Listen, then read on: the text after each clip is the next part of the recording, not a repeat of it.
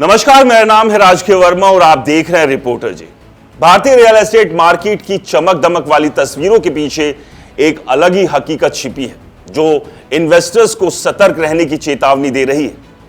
जहां रिपोर्ट्स और मीडिया में इस बूम का दौर बताया जा रहा है, वहीं बाजार के जानकार मानते हैं कि असलियत इससे कोसों दूर है। साल 2025 में रेजिडेंशियल सेक्टर एक रणनीतिक पुनर्समय योजना से गुजर रहा है, जहां महामारी के बाद भी तेज रफ्तार अब थमती नजर आ रही है।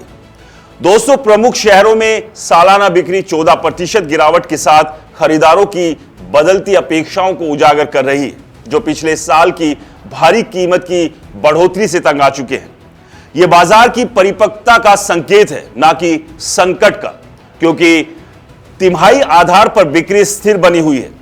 निवेश से पहले इस असली कहानी को समझना बेहद जरूरी है। राष्ट्रीय स्तर पर मंदी की छाया के बावजूद क्षेत्रीय बाजारों में विविधता साफ दिखाई दे रही है।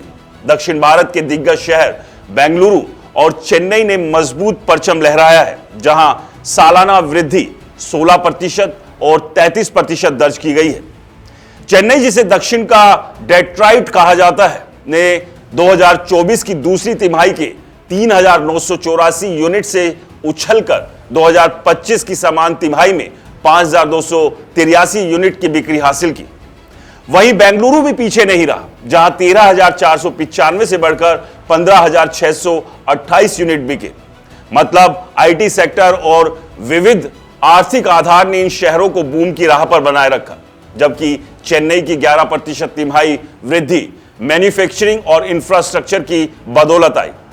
कोलकाता ने भी अपनी चमक बिखेरी, जहां बिक्री 2024 की दूसरी तिमाही में 3,237 यूनिट से बढ़कर 2025 में 3,847 यूनिट पर पहुंच गई, यानी 19% सालाना और 1% तिमाही वृद्धि। दोस्तों, ये शहर की उभरती क्षमता को दर्शाता है, लेकिन दूसरी तरफ मुंबई मेट्रोपॉलिटन रीजन यानी एमएमआर और पुणे ने करारी गिरावट झेली, 32% और 27% सालाना। एमएमआर में बिक्री 38,266 से घटकर 25,939 यूनिट पर रह गई, जबकि पुणे 21,925 से 15,962 पर सिमट गया। 2023-24 की तेज कीमत बढ़ोतरी ने खरीदारों को पीछे धकेल दिया।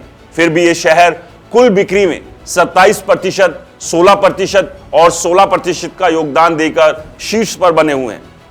तिमाही रुझान शहरों की अलग अलग कहानी बयां करते हैं। बेंगलुरु ने 33% की धमाकेदार बढ़ोतरी दर्ज की, जबकि एमएमआर में 16% और पुणे में 7% की गिरावट आई।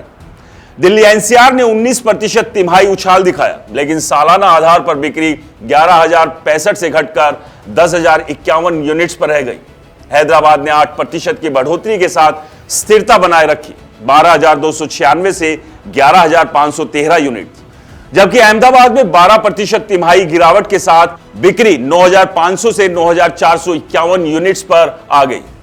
दोस्तों, ये आंकड़े बताते हैं कि बाजार अब संतुलन की ओर बढ़ रहा है, जहां हर शहर अपनी आर्थिक ताकत पर निर्भर है।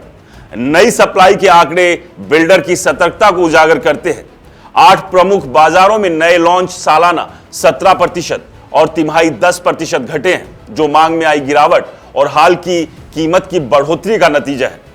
दोस्तों, भारत पाक सीमा तनाव जैसे भू राजनीतिक कारणों ने भी बाजार को प्रभावित किया। फिर भी क्षेत्रीय स्तर पर तस्वीर मिली जुली है। कोलकाता में 192% सालाना वृद्धि, दिल्ली एनसीआर में 29%, हैदराबाद में 69% और चेन्नई में 64% उछाल देखा गया। इसके उलट एमएमआर, पुणे और अहमदाबाद में 43, 39 और 36% की गिरावट ने सतर्कता की घंटी बजाई। कुल मिलाकर भारतीय रियल एस्टेट 2025 में एक नए दौर की शुरुआत कर रहा है, जहां इन्वेस्टर्स अब भावुक फैसलों से दूर रहकर असली आंकड़ों पर भरोसा करेंगे। दोस्तों, ये बाजार की मजबूती का प्रमाण है, जो भविष्य में स्थिर विकास की नींव रखेगा। लेकिन पैसा लगाने से पहले हर कोण से जांच पड़ताल जरूर करें। दोस्तों, इस मुद्दे पर आपकी क्या राय है, हमें कमेंट्स कर जरूर बताएं। और हाँ, अगर ये आपको वीडियो पसंद आया हो तो इसे ज्यादा से ज्यादा शेयर करें। हमारे चैनल को सब्सक्राइब और फॉलो करना ना भूलें। नमस्कार।